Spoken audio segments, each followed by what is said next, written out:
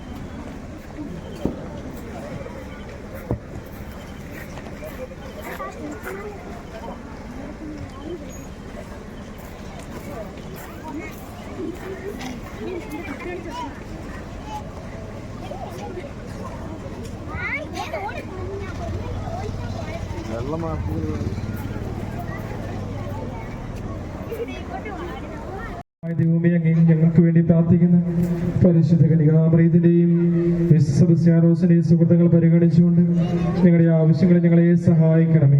അങ്ങയുടെ തിരുമനസ്സിന് യോജിച്ച വിധത്തിൽ ഞങ്ങളുടെ ഉദ്ദിഷ്ടകാര്യം സാധിച്ചു തന്നുകൊണ്ടും ഞങ്ങളെ ഞങ്ങളുടെ കുടുംബാംഗങ്ങളെയും സമൃദ്ധമായി അനുഗ്രഹിക്കണമേ. പിതാവും പുത്രനും പരിശുദ്ധാത്മാവുമായ സർവേശ്വരായ നീക്കും.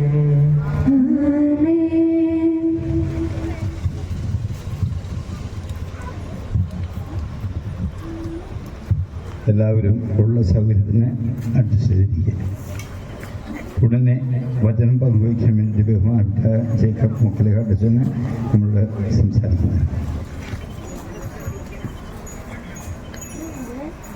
ശമശിഹായ്ക്ക് സ്തുതിയായിരിക്കട്ടെ. പ്രദക്ഷിണം കഴിഞ്ഞ് നമ്മൾ പന്തലിലെത്തി. അപ്പോൾ നമ്മൾ സുവിശേഷത്തിൻ്റെ അവസാനം ഇന്ന് വചന സന്ദേശത്തിൽ നമ്മൾ കേട്ടു. മർക്കോസിന്റെ സുവിശേഷം 3-ാം അധ്യായം, ഈശോയുടെ അമ്മയും സഹോദരരും. അപ്പോൾ ഈ പ്രദക്ഷിണത്തിന്റെ പുറകില് 2 കാരണങ്ങളുണ്ട്, 2 ലക്ഷ്യങ്ങളാണ് നമ്മൾ പ്രദക്ഷിണം നടത്തുന്നതിന്.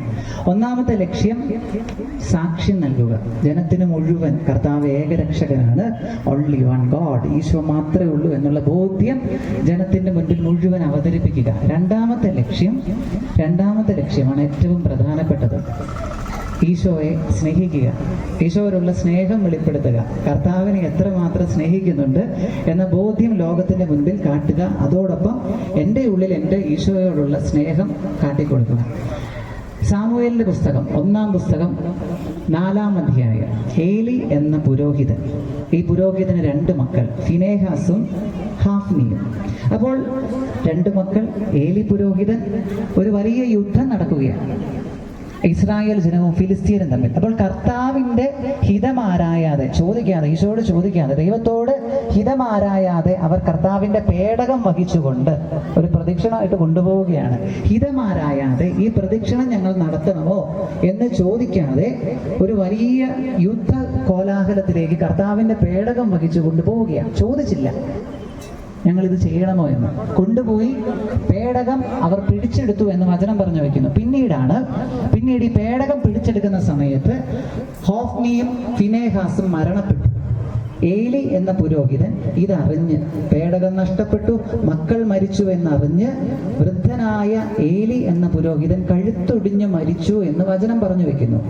ഇത് ഈ അമ്മായിയപ്പൻ മരിച്ചു, ഭർത്താവ് മരിച്ചു, ഭർത്താവിന്റെ അനുജൻ മരിച്ചു എന്നത് പൂർണ്ണ ഗർഭിണിയായ ഫിനേഹാസിന്റെ ഭാര്യ അറിയുകയാണ്. അപ്പോൾ പെട്ടെന്ന് ഗർഭധാരണം പ്രാപിച്ച് പെട്ടെന്ന് കുഞ്ഞിനെ പ്രസവിക്കുക. അപ്പൊ ഈ കുഞ്ഞിനെ പ്രസവിച്ചു കഴിഞ്ഞപ്പോൾ ഈ സ്ത്രീ മകനിടുന്ന ഒരു പേരുണ്ട്, ഇക്കബോദ്. മഹത്വം ഇസ്രായേലിൽ നിന്നും നഷ്ടപ്പെട്ടു എന്ന് പറഞ്ഞിടുന്ന ഒരു പേരാണ് ഇക്കബോദ്. മഹത്വം നഷ്ടപ്പെട്ടു, കാരണം കർത്താവിനെ നഷ്ടപ്പെട്ടു. ഇന്ന് ഇപ്പോൾ ഈ പ്രദക്ഷിണമൊക്കെ നടത്തി അച്ഛൻ 1-ാമത്തെ ലക്ഷ്യം പറഞ്ഞു, സാക്ഷ്യം കൊടുക്കുക. അതെന്തായാലും നടന്നിട്ടുണ്ട്. ജനത്തിന്റെ മുൻപിൽ ഞങ്ങൾ പ്രദക്ഷിണം നടത്തി, ഇതെല്ലാം കർത്താവിന് വേണ്ടിയാണെന്ന് കാട്ടി. 2-ാമത്തെ കാര്യമാണ്, ഈശോ എൻ്റെ ഉള്ളിൽ ഉണ്ടായിരുന്നു, ഇത്രയും ദൂരം ഞാൻ പ്രദക്ഷിണം പാട്ടുപാടി, കയ്യില് ദീപങ്ങളുണ്ടായിരുന്നു, പടക്കം പൊട്ടിച്ചു, അതിൻ്റെ ഇടയ്ക്ക് തീ കത്തി, എല്ലാം ഉണ്ടായിരുന്നു. പക്ഷേ ഏറ്റവും പ്രധാനപ്പെട്ട കാര്യം, ഈ വരുന്ന വഴിക്ക് ഈശോയെ എന്ന് ചങ്കത്ത് കൈവച്ച് വിളിക്കാൻ എനിക്ക് പറ്റിയോ? ഇല്ലെങ്കിൽ എൻ്റെ ഈ പ്രദക്ഷിണവും ഈ തിരുനാളുമെല്ലാം എന്തായി മാറി? ഇക്കബോധ്, മഹത്വം നഷ്ടപ്പെട്ട ഒരു തിരുനാളായി മാറി. ഒരു ദൈവാന്വേഷിയായ ഒരു മനുഷ്യൻ, പുള്ളിക്ക് ക്യാൻസർ രോഗം പിടിപെട്ടു, വേറെ ഒരു വഴിയില്ല. ഹോസ്പിറ്റലുകാർ പറഞ്ഞു നീ മരിക്കും, വീട്ടുകാർ പറഞ്ഞു നീ പോകും, കൂട്ടുകാർ പറഞ്ഞു നിനക്ക് ഇനി രക്ഷയില്ല. അങ്ങനെ ഈ മനുഷ്യൻ അവസാനം അവിടെ ഉണ്ടായിരുന്ന ഡോക്ടർ പറഞ്ഞു നിനക്ക് ഇനി ഒറ്റ വഴി മാത്രമേ ഉള്ളൂ, കർത്താവ് ദൈവം രക്ഷിക്കണം. അങ്ങനെ ഈ മനുഷ്യനുള്ള ആരാധനാലയങ്ങളില്, മതകേന്ദ്രങ്ങളിലെല്ലാം പോയി നടന്ന് സഞ്ചരിച്ച് എവിടെയെങ്കിലും വെച്ച് സൗഖ്യം കിട്ടുമോ എന്ന് അന്വേഷിച്ചുകൊണ്ടിരിക്കുക. അപ്പൊ എല്ലാവരെയും തെറി പറഞ്ഞ് ഈ മനുഷ്യൻ അവസാനം ആ ഡോക്ടറിന്റെ അടുത്തെത്തി. അപ്പൊ ഡോക്ടർ പറഞ്ഞു അതൊരു ക്രൈസ്തവ ഹോസ്പിറ്റലാണ്. ഡോക്ടർ പറഞ്ഞതോ അവിടെ ഒരു മുറിയുണ്ട്, നീ ഒന്ന് അങ്ങോട്ട് ചെന്നേ. ഈ മനുഷ്യൻ പതിയെ നടന്ന് അതിൻ്റെ പുറത്ത് എഴുതി വെച്ചിരുന്നു ചാപ്പൽ, അതിൻ്റെ അകത്തേക്ക് കയറി ചെന്നു കഴിഞ്ഞു. കുറച്ചു നേരം പുള്ളി അവിടെ ഇരുന്നു. കയ്യിലൊരു വിഷക്കുപ്പിയായിട്ടാണ് പോയത്. കാരണം ഇനി രക്ഷയില്ല. ലോകം എഴുതി ഡോക്ടർമാർ വിധി എഴുതി മരിക്കും, വേദനിച്ച് മരിക്കാൻ പുള്ളിക്ക് വയ്യ, അതുകൊണ്ട് ഇനി തീർത്തേക്കാമെന്ന് കരുതി പോയി. ഒരു 5 മിനിറ്റ് കഴിഞ്ഞ് പുള്ളി ചാടി ഇറങ്ങി വന്നു, കയ്യിലുണ്ടായിരുന്ന വിഷക്കുപ്പി വലിച്ചെറിഞ്ഞു. ആ ഡോക്ടറിൻ്റെ അടുത്ത് എന്ന് പറഞ്ഞു, ഞാനൊരു കാര്യം കണ്ടുപിടിച്ചു. എന്നെക്കാളും ഞാൻ കുറേ ആരാധനാലയങ്ങളിൽ പോയി, കുറേ മതകേന്ദ്രങ്ങളിൽ പോയി, വലിയ ശക്തന്മാരായ ദൈവങ്ങൾ എല്ലാം ഞാൻ കണ്ടു. പക്ഷെ ആദ്യമായിട്ട് ഐ സോ സംതിങ് സ്പെഷ്യൽ, ഒരു പ്രത്യേകതയുള്ള കാര്യം ഞാൻ കണ്ടു. എന്നെക്കാളും വേദനിക്കുന്ന, എന്നെക്കാളും മുറിവുള്ള, എന്നെക്കാളും രോഗമുള്ളൊരു മനുഷ്യൻ ഒരു മരത്തെ തൂങ്ങിക്കിടക്കുന്നത് ഞാൻ കണ്ടു. അതാണ് ഈശോ. ഈ ബോധ്യം കിട്ടിക്കഴിഞ്ഞാൽ എൻ്റെ തിരുനാളും എൻ്റെ പ്രദക്ഷിണവും എല്ലാം പൂർത്തിയാകും. മത്തായിയുടെ സുവിശേഷം 11:28 അധ്വാനിക്കുന്നവരും ഭാരം വഹിക്കുന്നവരുമായ എല്ലാവരും എൻ്റെ അടുക്കൽ വരുവിൻ, ഞാൻ നിങ്ങളെ ആശ്വസിപ്പിക്കാം. ഈശോ ഇത് പറയുന്നത് എന്തുകൊണ്ടാണ്? He suffered the most. നമ്മളെക്കാളും കൂടുതൽ ഈശോ സഹിച്ചിട്ടുണ്ട്, നമ്മളെക്കാളും കൂടുതൽ ഈശോ വേദനിച്ചിട്ടുണ്ട്. അപ്പോൾ അതുപോലൊരു ദൈവത്തെ സാക്ഷ്യപ്പെടുത്താൻ വേണ്ടിയായിരുന്നു എൻ്റെ ഈ പ്രദക്ഷിണം. കാല് വേദനിക്കുന്നുണ്ടാവും, മടുത്ത് കാണും, ദാഹിക്കുന്നുണ്ടാവും. പക്ഷേ ഈ ഒരു കർത്താവിനെ സാക്ഷ്യപ്പെടുത്താൻ വേണ്ടി ഞാൻ എത്ര മടുത്താലും എത്ര വേദനിച്ചാലും അത് കുറവാകുമോ? ഇല്ല. എത്ര ചെയ്താലും അതിന് ഇപ്പൊ ഇവിടെ കുറെ പേര് നിൽക്കുന്നുണ്ട്, അമ്മേ കാല് വേദനിക്കുന്നേ, വേണ്ട, ഈശോയ്ക്ക് വേണ്ടിയാണ്. ഈ ബോധ്യം ഉണ്ടാകണം. അപ്പോൾ ഇക്കബോധായി മാറാതെ എന്നെ കാണുന്ന എൻ്റെ ദൈവത്തെ ഞാൻ കണ്ടു എന്ന് പറഞ്ഞ് പഴയ നിയമത്തില് ഒരു സ്ത്രീ വിളിച്ചു പറയുന്നുണ്ട്, എൽ റോയ്, എന്നെ കാണുന്ന ദൈവത്തെ ഞാൻ കണ്ടു. ഹാഗാർ ഒരു കുഞ്ഞിന്റെ നിലവിളി കേട്ട് ഇറങ്ങി വന്ന ദൈവമാണ്. ആകാശം ചായിച്ചങ്ങ് ഇറങ്ങി വരണമേ കർത്താവെ, ആകാശം ചായിച്ചങ്ങ് ഇറങ്ങി വരണമേ, കൂരിരുട്ടിന്റെ മേൽ അങ്ങ് പ്രകാശം ഉദിപ്പിക്കണമേ എന്ന് പറഞ്ഞൊരു പ്രാർത്ഥനയുണ്ട്. ഈ ഒറ്റ പ്രാർത്ഥന മതി. 1 ദിനവൃത്താന്തം 4:10 ഈ പ്രാർത്ഥനയാകട്ടെ ഈ പ്രദക്ഷിണത്തിൽ ഉടനീളം നമുക്കുണ്ടാകേണ്ടത്. കർത്താവെ, എൻ്റെ അതിർത്തികളെ വിസ്തൃതമാക്കണമേ. Expand my territory. എൻ്റെ അതിർത്തികളെ, എൻ്റെ കർത്താവ് എൻ്റെ ഉള്ളിലുണ്ടെങ്കിൽ എൻ്റെ ഏത് അതിർത്തിയും വിസ്തൃതമാക്കും. My territory will be expanded. അപ്പൊ ഈ ഒരു ബോധ്യം സൂക്ഷിക്കുക. ഈശോയോടുള്ള സ്നേഹം കാണിക്കാൻ പറ്റിയാൽ, ഈശോയോടുള്ള സ്നേഹം എൻ്റെ ഉള്ളിൽ ജ്വലിച്ചാൽ എൻ്റെ ഏത് ചുരുങ്ങിയ അതിർത്തിയും വിസ്തൃതമാക്കപ്പെടും. അപ്പോൾ ആ മനുഷ്യൻ മുറിവേറ്റ കുരിശിൽ കിടക്കുന്ന കർത്താവിനെ കണ്ടപ്പോൾ ആ മനുഷ്യൻ വിഷക്കുപ്പി വലിച്ചെറിഞ്ഞതുപോലെ എൻ്റെ ജീവിതത്തിലെ എല്ലാ ഭാണ്ഡക്കെട്ടുകളും വലിച്ചെറിഞ്ഞ് ഇനി തിരികെ, നമ്മൾ ഇന്ന് സുവിശേഷ സന്ദേശത്തിൽ വചനം പങ്കുവെച്ചപ്പോൾ അച്ഛൻ പറഞ്ഞു, ദേവാലയത്തിൽ ആരംഭിച്ച് വീണ്ടും ദേവാലയത്തിലേക്ക് കടന്നു പോകുന്ന പ്രദക്ഷിണം സൂചിപ്പിക്കുന്നത് ദേവാലയത്തിൽ ആരംഭിച്ച് ദേവാലയത്തിൽ തന്നെ അവസാനിക്കുന്ന ഒരു ക്രിസ്ത്യാനിയുടെ ജീവിതമാണ്. അപ്പോൾ നമ്മൾ തിരികെ പോകുമ്പോൾ ഈ ബോധ്യം സൂക്ഷിക്കട്ടെ. ഇവിടെ തിരിച്ചു പോകുമ്പോൾ എൻ്റെ ഉള്ളിൽ ഒരു മാറ്റം സംഭവിക്കണം. എൻ്റെ ഈശോയ്ക്ക് സ്നേഹം കൊടുക്കാനാണ്. വരുന്ന വഴിക്ക് കൊന്ത ചൊല്ലിയവരുണ്ടോ? ഈശോയെ വിളിച്ചവരുണ്ടോ? അല്ലെങ്കിൽ ഇങ്ങനെ പടക്കം പൊട്ടുന്നതും ഇടയ്ക്ക് തീ വിളിച്ചതും എല്ലാം കണ്ട് ആഘോഷിച്ച് വന്നോ? ഇനി തിരിച്ചു പോകുമ്പോൾ തിരുത്താൻ സമയമുണ്ട്. ഈശോയ്ക്ക് വേണ്ടി സാക്ഷ്യം കൊടുത്തുകൊണ്ട് കർത്താവിൻ്റെ ഹൃദയത്തിലുണ്ട്. ഈ ബോധ്യത്തോടു കൂടെ വേണം നമുക്ക് തിരികെ പോകാൻ. അച്ഛൻ വചന സന്ദേശത്തിന്റെ ഇടയ്ക്ക് പറഞ്ഞു ഒരു പ്രധാനപ്പെട്ട കാര്യം. ഒരു കൊച്ചു കുഞ്ഞിന്റെ കഥ പറഞ്ഞല്ലേ? ഒരു കൊച്ചു കുഞ്ഞ് കാലിൽ പിടിച്ച് ഈശോയെ പൊക്കിയ കാര്യം പറഞ്ഞു. ആശ്രമത്തിൽ ഒരിക്കൽ കൂടി ഇല്ലാത്തവർക്ക്.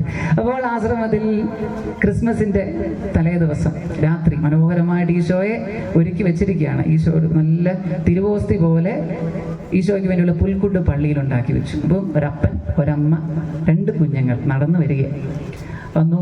സ്റ്റെപ്പൊക്കെ കയറി വന്നു. അപ്പൻ ആദ്യം ചെന്നു ഉണ്ണീശോയെ തൊട്ടുമുത്തി കടന്നുപോയി. അമ്മ തൊട്ടുമുത്തി കടന്നുപോയി. പിന്നെ മൂത്ത കൊച്ച് തൊട്ടുമുത്തി കടന്നുപോയി. ഏറ്റവും ഇളയ കൊച്ച് എന്ത് ചെയ്തു? തൊട്ടുമുത്തി ഉണ്ണീശോയുടെ കാലെ പിടിച്ച് എനിക്ക് വേണം. ഇതാണ് പഴയ നിയമത്തിലെ ഉൽപ്പത്തി പുസ്തകം 32-ാം അധ്യായം. പെനുവേൽ എന്നെ കാണുന്ന എൻ്റെ ദൈവവുമായി മൽപ്പിടുത്തം നടത്തി. അനുഗ്രഹിച്ചിട്ടല്ലാതെ ഞാൻ വിടത്തില്ല. I won't leave you alone. വിടത്തില്ല. ഈ ഒരു ആഗ്രഹം വേണം. ഇന്ന് നമ്മൾ തിരുനാൾ ആചരിക്കുന്നത് പരിശുദ്ധ അമ്മയുടെയും സെബസ്ത്യാനോസ് പുണ്യവാളന്റേതുമാണ്. ഈശോ പറഞ്ഞു, ആരാണ് എൻ്റെ അമ്മയും സഹോദരൻ? ആരാണ്? ഈശോ അതിനൊരു ഡെഫിനിഷൻ കൊടുക്കുകയാണ്. ദൈവവചനം കേട്ട് അതനുസരിക്കുന്നവർ. അച്ഛൻ ഈ പറയുന്നത് കേട്ടാൽ മാത്രം മതിയോ? നോ. അനുസരിക്കണം. അങ്ങനെയെങ്കിൽ ആരാകും? ഈശോയുടെ അമ്മയും സഹോദരനും സഹോദരിയും കുഞ്ഞുമക്കൾ ഈശോയുടെ മക്കളുമായിട്ട് മാറും. അപ്പോൾ ആ ഒരു കൃപയ്ക്ക് വേണ്ടി പ്രാർത്ഥിക്കാം. ഇക്കബോധായി മാറാതെ പെനുവേലുടമ്പടി ഈ യാത്രയിലുടനീളം ഈശോയെ കണ്ടെത്താനുള്ള യാത്രയാകട്ടെ. ആ ദൈവാന്വേഷി ഈശോയെ, വേദനയോടെ കിടക്കുന്ന ഈശോയെ കണ്ടെത്തി മനസ്സ് തിരിഞ്ഞതുപോലെ ഈ യാത്രയിലുടനീളം കർത്താവിനെ കണ്ടെത്തുവാനായിട്ട് നമുക്ക് പരിശ്രമിക്കാം. ആദ്യത്തെ പ്രദക്ഷിണം നടത്തിയത് പരിശുദ്ധ അമ്മയായിരുന്നു, ഈശോയെ ഉദരത്തിൽ വഹിച്ചുകൊണ്ട്. അതുപോലെ ഈശോ എൻ്റെ ഹൃദയത്തിലിരിക്കട്ടെ. അതുപോലൊരു പ്രദക്ഷിണം നമുക്ക് നടത്താം. സെബസ്ത്യാനോസ് പുണ്യാളന്റെ പ്രത്യേകത ഇതാണ്. ഒരു സൈനികനായിരുന്നു. സൈനികനാകാൻ ഒരിക്കലും ഇഷ്ടപ്പെടാതിരുന്ന മനുഷ്യൻ ക്രിസ്ത്യാനികളെ മതപീഡനത്തിൽ നിന്നും രക്ഷിക്കാൻ വേണ്ടി ഇഷ്ടമില്ലാതിരുന്ന ജോലി ഏറ്റെടുത്ത് ചെല്ലുകയാണ്. മാക്സിമോസ് എന്ന് പറയുന്ന ഒരു വ്യക്തിയുടെയും മാക്സിമിലിയൻ എന്ന് പറയുന്ന ഒരു വ്യക്തിയുടെ, ഇവര് ഇരട്ടകളാണ്. ഈ സഹോദരന്മാര് ദൈവവിശ്വാസികളായിരുന്നു. കർത്താവിലുള്ള വിശ്വാസം പീഡനം വന്നപ്പം, കുടുംബത്തിന്റെ വലിയ പ്രക്ഷോഭം ഉണ്ടായപ്പോൾ ഉപേക്ഷിക്കാൻ തുടങ്ങിയപ്പോൾ ഈ മനുഷ്യൻ വെളിപ്പെടുത്തുകയും ഞാനൊരു ക്രിസ്ത്യാനിയാണ്. പിടിക്കപ്പെട്ടു അമ്പെയ്ത് കൊല്ലാൻ നോക്കുവാണ്. അമ്പെയ്തു. എല്ലാവരും വിചാരിച്ചു മരിച്ചു. ശവശരീരം ഇട്ടിട്ട് പോയി. കുറെ കഴിഞ്ഞപ്പോൾ മരിച്ചിട്ടില്ലായിരുന്നു. ഐറീൻ എന്ന് പറയുന്ന സ്ത്രീ ചെന്ന് എടുത്തു കൊണ്ടുപോയി ശുശ്രൂഷിക്കുക. വീണ്ടും നോക്കി കുറെ നേരം. ഉണർന്നെഴുന്നേറ്റ് ബോധം വന്നപ്പോൾ ഞാൻ എവിടെയാണ്? സെബസ്ത്യാനോസ് ചോദിച്ചു. രക്ഷപ്പെട്ടു. ചാടി എഴുന്നേറ്റ് വീണ്ടും രാജാവ് ഡയക്ലീഷ്യൻ ചക്രവർത്തിയുടെ മുന്നിൽ ചെന്ന് പറയുകയാണ്, ഞാൻ വീണ്ടും വന്നു. കർത്താവാണ് ഏകദൈവം, ഈശോയാണ് ഏകദൈവം. അടിച്ചു കൊല്ലപ്പെട്ടു എന്ന് ചരിത്രം. ഇന്ന് അച്ഛൻ പറഞ്ഞതുപോലെ പ്രിസ്ക എന്ന് പറയുന്ന വിശുദ്ധയുടെ തിരുനാളാണ്. കഴിഞ്ഞ ദിവസം ഫിലോമിന പുണ്യവതിയുടെ തിരുനാളായിരുന്നു. ഈ ദിവസങ്ങളിലെല്ലാം ജനുവരി മാസത്തിൽ ഏറ്റവും അധികം നമ്മൾ ഓർക്കുകയും ധ്യാനിക്കുകയും ചെയ്യുന്നത് രക്തസാക്ഷികളുടെ തിരുനാളുകളാണ്. അപ്പോൾ ഈ പ്രദക്ഷിണത്തിന്റെ നമ്മുടെ കഷ്ടപ്പാടെല്ലാം കർത്താവിന് വേണ്ടി രക്തസാക്ഷിത്വം വരിക്കുന്ന പോലെ ആകട്ടെ. അപ്പൊ നമുക്കൊന്ന് എഴുന്നേറ്റ് നിൽക്കാം. ഇക്കബോധായി മഹത്വം നഷ്ടപ്പെട്ട ഒരവസ്ഥ എൻ്റെ ഈ പ്രദക്ഷിണത്തിന്, എൻ്റെ പ്രാർത്ഥനകൾക്ക് ഉണ്ടായി പോകുന്നുണ്ടോ? ഇതാണ് ചോദ്യം. പ്രാർത്ഥന ഇതാകട്ടെ. കർത്താവേ, എൻ്റെ അതിർത്തികളെ വിസ്തൃതമാക്കണമേ. ആ ദൈവാന്വേഷി കണ്ടെത്തിയതുപോലെ ഈശോയെ കണ്ടെത്താൻ എനിക്ക് പറ്റുന്നുണ്ടോ? ഒറ്റ ദൈവം, ഈശോ മാത്രം. No other alternatives. അതും ഇതുമില്ല, ഈശോ മാത്രം. ഇത് സാക്ഷ്യപ്പെടുത്താൻ എനിക്ക് പറ്റുന്നുണ്ടോ? ഈ പ്രദക്ഷിണം ഇതിനു വേണ്ടി തന്നെയാണ് എന്ന ബോധ്യമുണ്ടാകട്ടെ. പിതാവിൻ്റെയും പുത്രൻ്റെയും പരിശുദ്ധാത്മാവിൻ്റെയും നാമത്തിൽ ജയിക്കവച്ച സ്നേഹമുള്ള അച്ഛന്മാരെ, ബഹുമാനപ്പെട്ട സിസ്റ്റേഴ്സ്, ഇവിടെയും പള്ളിയിലും ഒക്കെ വന്നിട്ടുള്ള നമ്മുടെ അയൽ ഇടവകളിൽപ്പെട്ട എല്ലാ സിസ്റ്റേഴ്സിനെയും അച്ഛന്മാരെയും ബാക്കി എല്ലാവരുടെയും കൃത്യമായിട്ട് നന്ദി പറയുകയാണ്. ആഴമേറിയ ബോധ്യം തന്നുകൊണ്ട് നമ്മുടെ പ്രദർശനത്തിൻ്റെ അർത്ഥം മനസ്സിലാക്കി തരികയും ജീവിതത്തിൽ ഈശോയോടൊത്തായിരിക്കണം സദാ സമയവും എന്ന് നമ്മെ പഠിപ്പിക്കുകയും ചെയ്ത ബഹുമാനപ്പെട്ട ജേക്കബച്ചന് നമ്മളെല്ലാവരുടെയും പേരിൽ വലിയൊരു കയ്യോടുകൂടി നന്ദി പറയാം. നമ്മുടെ ഈ ദിവസങ്ങളിലെല്ലാം നമ്മൾ ജപമാലയിലെ ഒരു രഹസ്യം ചൊല്ലി നമ്മൾ പ്രത്യേകമായി പ്രാർത്ഥിക്കുകയായിരുന്നു. നമ്മളുടെ ഈ തിരുനാൾ ഏറ്റവും ഭംഗിയായിട്ട് നടക്കുന്നതിന് വേണ്ടി. ബഹുമാനപ്പെട്ട ജേക്കബച്ചൻ പറഞ്ഞതുപോലെ ഈ പ്രദർശന വേദിയിൽ വളരെ ത്യാഗം സഹിച്ച് നിങ്ങളെല്ലാവരും ഇവിടെ എത്തി ഈശോയെ ഓർത്ത് കാണും. തീർച്ചയായിട്ടും ഈശോ സഹിച്ച വേദനയുടെ ചേർത്ത് നമ്മുടെ വേദനകൾ സമർപ്പിക്കുമ്പോൾ മാത്രമാണ് നമ്മുടെ ജീവിതത്തിന് അർത്ഥമുണ്ടാകുകയുള്ളൂ. നമ്മൾ നടത്തുന്ന ഈ തിരുനാളുകൾ നമ്മുടെ എല്ലാവിധ അയോഗ്യതകളും മാറ്റി ഈശോയുടെ സ്നേഹത്തിൽ ഒന്നായിരിക്കാൻ വേണ്ടിയാണ് നമ്മളിത് നടത്തേണ്ടത്. വ്യക്തിവൈരാഗ്യങ്ങളില്ലാതെ, വിദ്വേഷമില്ലാതെ, വെറുപ്പില്ലാതെ നമ്മൾ ജീവിക്കുമ്പോൾ ഈശോ സന്തോഷിക്കുന്നുണ്ട്. നമ്മുടെ ഈ തിരുനാളുകളെല്ലാം അതിന് ഉതകുന്ന വിധത്തിലാകട്ടെ.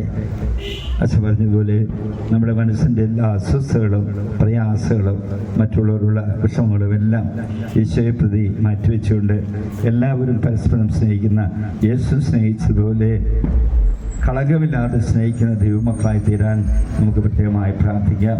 നമ്മുടെ വിശുദ്ധരെ പ്രത്യേകിച്ചും സെബസ്ത്യാൻ പുണ്യാളൻ പരിശുദ്ധ അമ്മയും നമ്മളെ ഈ ജീവിതത്തിൽ കൃത്യമായിട്ട് അനുഗ്രഹിക്കട്ടെ. അച്ഛൻ പറഞ്ഞതുപോലെ നമുക്ക് വളരെ സ്നേഹത്തോടെ ത്യാഗത്തോടെ ഈ പ്രദർശനം നമ്മൾ പള്ളിയിലേക്ക് പോകാം. പള്ളിയിൽ ചെല്ലുമ്പോൾ ഒരു കാര്യം പ്രത്യേകം ശ്രദ്ധിക്കുവാനുള്ളതാണ്. സാധാരണ നമ്മൾ ചെല്ലുമ്പോൾ ആ പള്ളിയുടെ മുൻവശത്ത് വന്ന് കൊടിയും വേറെ പണിയുണ്ട്.